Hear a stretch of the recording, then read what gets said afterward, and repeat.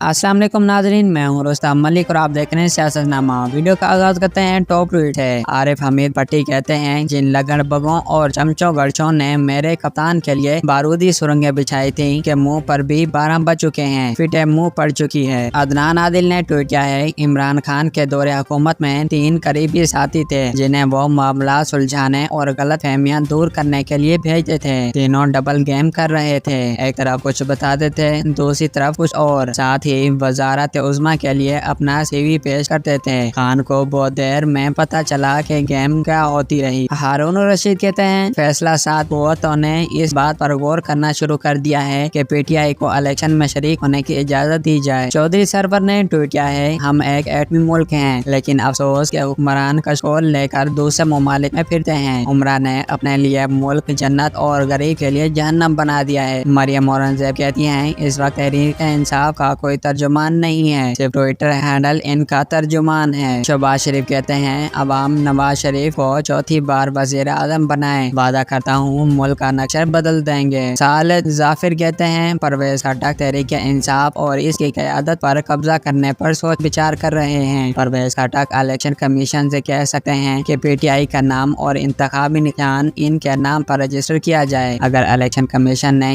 इनकी बात मान ली तो खट्टक पीटीआई के तमाम ओहदेदारों बाशमूल इसके चेयरमैन इमरान खान को पार्टी से निकाल बार करेंगे। टेक्नोक्रेट वजीर आजम से खतरा, आसिफ जरदारी और वजीर आजम शहबाज शरीफ का सीनियर सियासतदान को निगरान वजीर आजम बनाने पर इत्तेफाक। असद महमूद कहते हैं, सदर मुमलिकत के उम्मीदवार मौलाना फजल रहमान भी हो सकते हैं, जिनके पास कौमी शनाख्ती कार्ड है, वो उम्मीदवार बन सकता है। अनवर लोधी ने ट्वीट किया है, इस्लामाबाद के इलाके मारगला हिल हाइकिंग ट्रायल 3 में दिन दिहाड़े एक औरत के साथ जिनसी ज्यादती की गई, लेकिन मीडिया ने इस तरह शोर नहीं मचाया जिस तरह इमरान खान की हुकूमत में मोटरवे पर खातून के साथ ज्यादती पर मचाया था। मीडिया का रवैया अब क्यों बदल गया?